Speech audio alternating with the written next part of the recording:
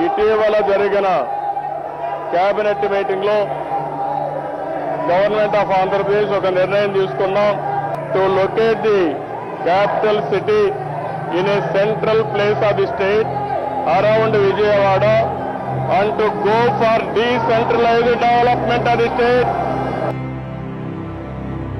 విజయవాడలో క్యాపిటల్ సిటీని పెట్టడం మనస్ఫూర్తిగా మేము ఆహ్వానిస్తున్నాం.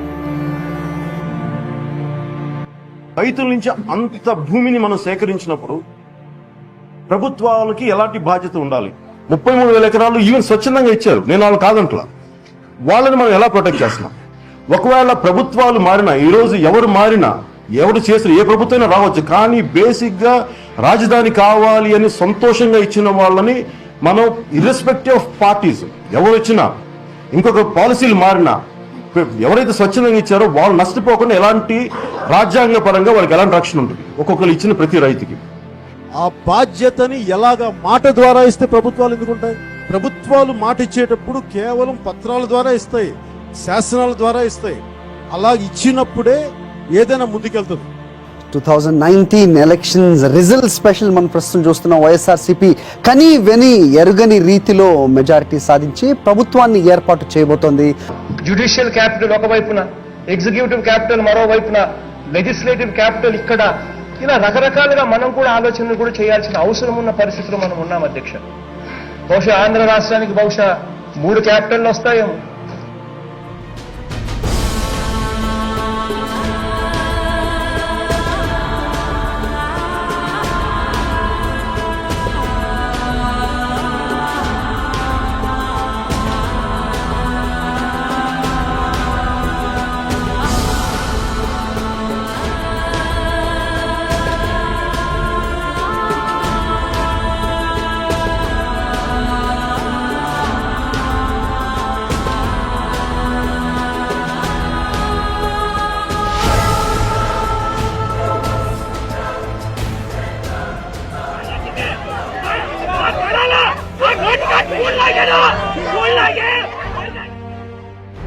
మాకు ముష్టేస్తారా మీరు? 4,800 గజాలు మా దగ్గర మీరు తీసుకొని మాకు మళ్ళీ 200 గజాలు మాకు ఇచ్చి 5 ఏళ్ళు కౌలు పెంచుతారా మీరు? ఎవరికి ముష్టేస్తారండి మీరు?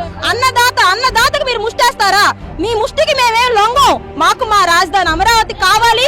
ఈ రాష్ట్ర ప్రజల కోసం, భవిష్యత్తు కోసం మా ఈ 33,000 ఎకరాలు మా పిల్లల భవిష్యత్తు మేము త్యాగం చేశామండి. 5 కోట్ల ఆంధ్రలో భవిష్యత్తు బాగుంటుందని మేము మా భూములు ఇచ్చాం. నడి రోడ్డు మీద గిడుచుకొచ్చి అసలు ఇన్ని రోజుల నుంచి 34 రోజుల నుంచి మీరు ధర్నా చేస్తుంటే అసలు నీకు చీమ కుట్టినట్టయినా ఉందా? ఈ నియత పాలన, ఈ సైకో పాలన మాకొద్దు. మిమ్మల్ని రానియట్లేదు. మా ఆడపడుచులు తగ్గుతారు, పోతే నన్ను తగ్గుతారు. మరి పోలీసులు కాదు, మాకెందుకు స్వామి కర్మ? అన్నించుకుంటున్నాం, జైల్లో పెడుతున్నారు, నీటిని పట్టుకొని తీసుకుంటున్నారు. ఆడరావులు వచ్చి లాఠీలు పెట్టి పాతున్నారు. ఎవడంటే వీడు? మేము ఆ భూమిని ప్రతి బాధలు వచ్చింది స్వామి రాష్ట్రం కోసం. లేకపోతే మేము ఇంత బతికాం, ఇలా అడుక్కునే దశకొచ్చాం, అడుక్కునే దశకొచ్చామండి. 33,000 ఎకరాలు ఇచ్చి రైతులు ఈ రోజు రోడ్ల మీద పడ్డారు, లాఠీ దెబ్బలు తిన్న, రక్తాలు చిందించారు.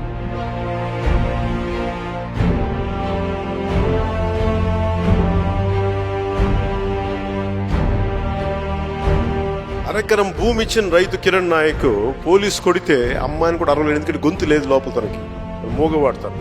ఎవడికి చెప్పుకుంటాడు తన ఈ బాధ? తన పడ్డ బాధ ఈ విశ్వాన్ని పాలించే భగవంతుడు వింటాడు. ఇది సర్వనాశనం చేస్తుంది వైసీపీ ప్రభుత్వాన్ని, సర్వనాశనం. మీకు ద్రోహం చేసిన ప్రతి ఒక్కడు సర్వనాశనం అయ్యే వరకు భగవంతుడు ఉపేక్షించడు. మీ కన్నీళ్లు ఆనంద బాష్పాలు అయ్యే వరకు జనసేన మీతో ఉంటుంది. అమరావతి ఆంధ్రప్రదేశ్ కి శాశ్వత రాజధాని. నిజంగా ప్రజాక్షేమం కోరుకున్న వాళ్ళు ఎవరు ఇక్కడి నుంచి రాజధానిని తరలించరు, నిజంగా తరలించరు. నేను వచ్చింది ఈ రోజున మేము మీకు భరోసాగా ఉన్నాం. మీ భూములకి వేస్ట్ కానివ్వం, మీ భూములు దుర్వినియోగం కానివ్వం.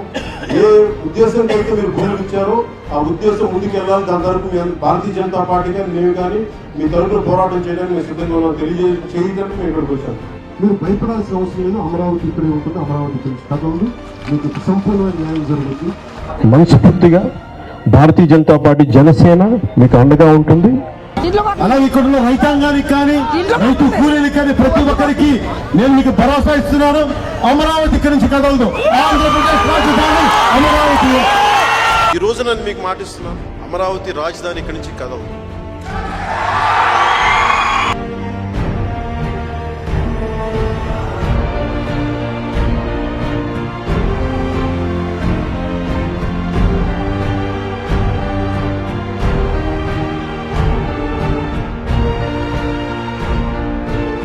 జనసేన ఖచ్చితంగా కట్టుబడి అమరావతి రాజధానికి సంపూర్ణ మద్దతు మనస్ఫూర్తిగా తెలియజేస్తున్నాను.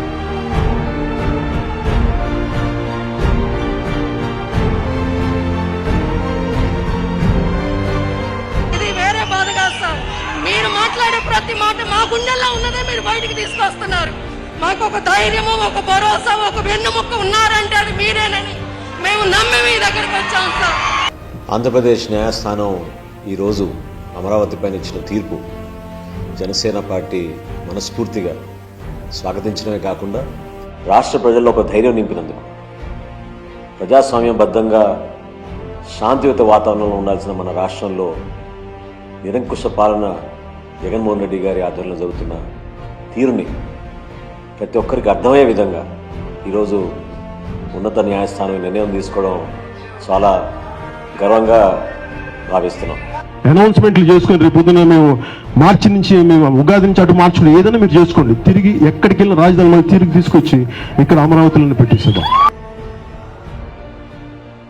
2024లో ఎన్నికల రిజల్ట్ బహుశా ఎవ్వరూ ఊహించుండకపోవచ్చు. ఎగ్జిట్ పోల్స్ అంచనాలని కూడా తలకిందులు చేస్తూ పవన్ పార్టీ విజయం సాధించింది. కేవలం తన పార్టీని గెలిపించుకోవడమే కాదు, కూటమిని విజయ్ తీరాలకు చేర్చడంలో man of the match Pawan Kalyan. గౌరవ ముఖ్యమంత్రి గారు ప్రభుత్వ తీర్మానం ప్రవేశపెడతారు.